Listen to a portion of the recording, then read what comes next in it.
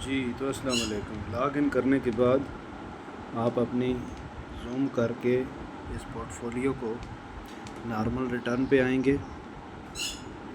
Normal return पे आने के बाद यहाँ पे अपना ईयर सेलेक्ट करेंगे जो कि पहले से सिलेक्ट है।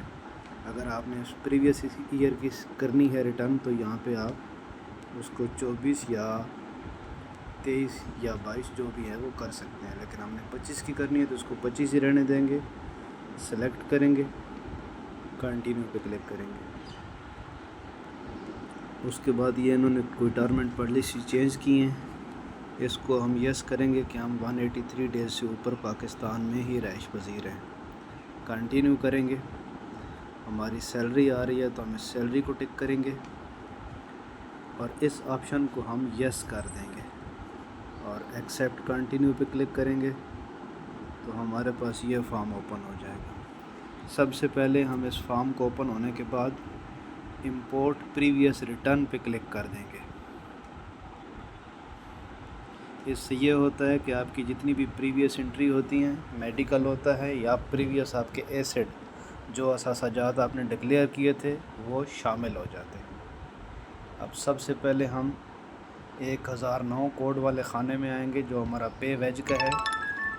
इसकी सिलेक्शन करेंगे और इसको यहाँ से डिलीट करेंगे और इस साल की जो सैलरी है टोटल इनकम वो इंटर करेंगे।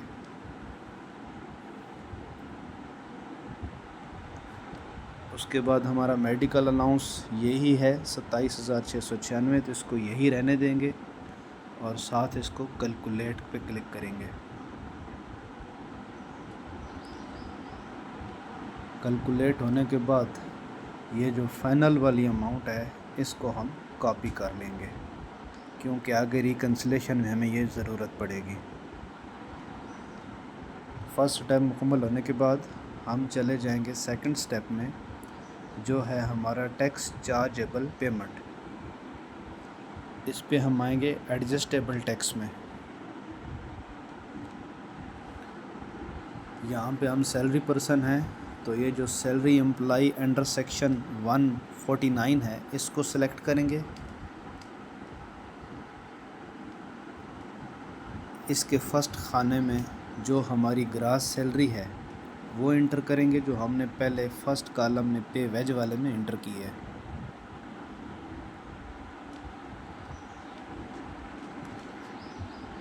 और इसके नेक्स्ट कॉलम में हम अपने टैक्स वाली अमाउंट इंटर करेंगे जो हमारा टैक्स डिडक्ट हुआ है अपने RT 48 के तहत।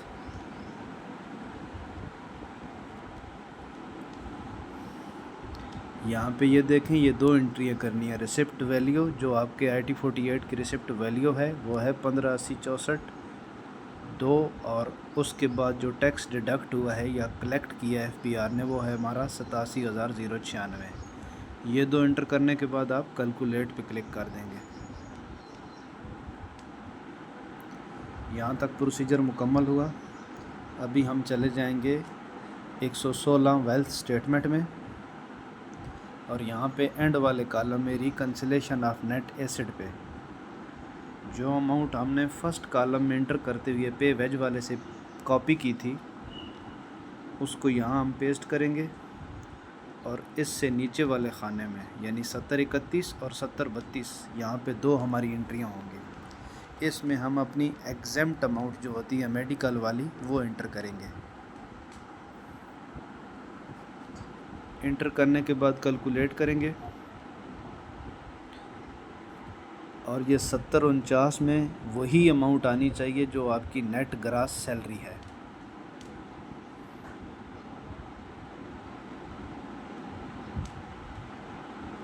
अब ये अनकंसलेशन अमाउंट जो है हमारे पास टोटल सैलरी आ रही है, यहाँ पे हमने इसको ज़ीरो करना है अपने तमाम तर एक्सपेंसेस और लाइबिलिटीज़ शो करके। तो पहले हम लाइबिलिटीज़ के खाने में कुछ एंट्रियाँ करते हैं। ये आपके प्रीवियस एसेट शो हो रहे हैं जो आपने पिछले साल कमाए बचाए। इसमें आप कहीं भी हार्ड कैश पर्सनल आइटम को चेंज कर सकते हैं या नया कोई एसेट ज्वेलरी वगैरह गाड़ी कुछ भी ऐड कर सकते हैं।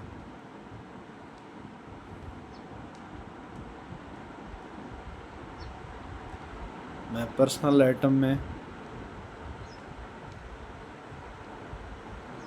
चेंजिंग कर रहा हूँ।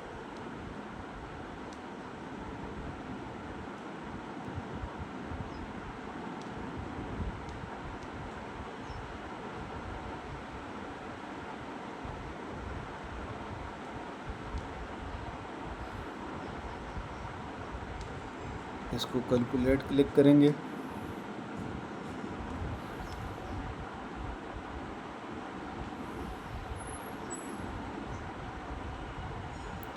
उसके बाद हम रिकन्सिलेशन में जाएंगे, नेट एसिड में, और देखेंगे हमारे पास अनकैंसिलेशन अमाउंट कितनी है। अब इसको चाहें तो आप सारी को अपने पर्सनल एक्सपेंस में उड़ा सकते हैं। मज़ीद बचत करना चाहें तो इसमें मज़ीद बचत भी आप कर सकते हैं पर्सनल एसेट एंड लाइबिलिटीज़ में ऐड करके। तो यहाँ पे हार्ड कैश हमारे पास 5,30,000 थी, इसको मैं 7,30,000 कर रहा हूँ।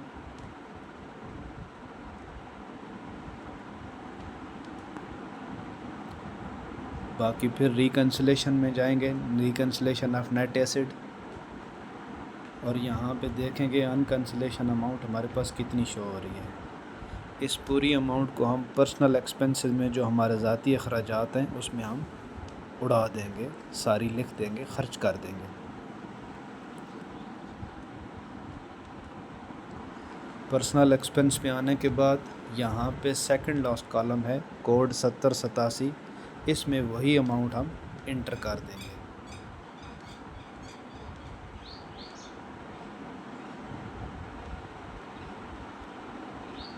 मैं अमाउंट दोबारा देख लेता हूँ।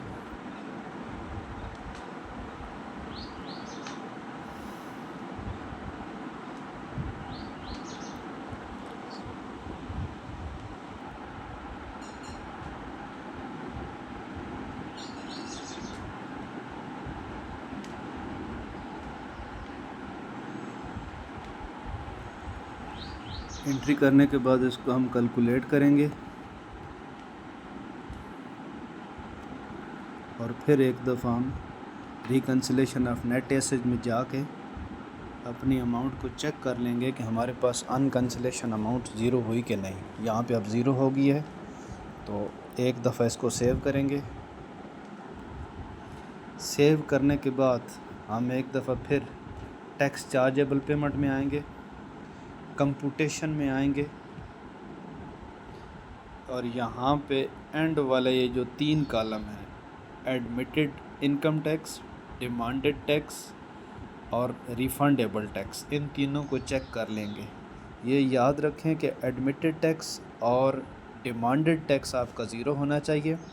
रिफंडेबल टैक्स में अगर कोई अमाउंट वैल्यू शो हो रही है तो वो आपके हक़ में बेहतर है वो FBR ने आपको वापस करनी है। यहाँ तक प्रोसेस मुकम्मल होने के बाद हम सबमिट पे क्लिक करेंगे, अपना यहाँ पे पिन नंबर डालेंगे और सबमिट पे क्लिक कर देंगे। हमारी रिटर्न सबमिट हो चुकी है। अब कुछ देर प्रोसेस होने के बाद कंप्लीट टास्क पे क्लिक करेंगे और यहाँ पे एंड वाले जो 2 कॉलम आ रहे हैं, declaration and audit assessment, 5-7 minute के बाद यहाँ पे आपकी मौजूदा जो डिक्लेरेशन होगी ईयर की वो शो हो जाएगी। अभी पिछली शो हो रही है। यहाँ से आप इसको देख के और प्रिंट निकाल सकते हैं। ये हमारे पास डिक्लेरेशन में टॉप पे 25 की रिटर्न शो हो रही है और साथ इसके ऑडिट असेसमेंट अभी बैलेंस है हमारी, वो थोड़ी देर में शो हो जाएगी।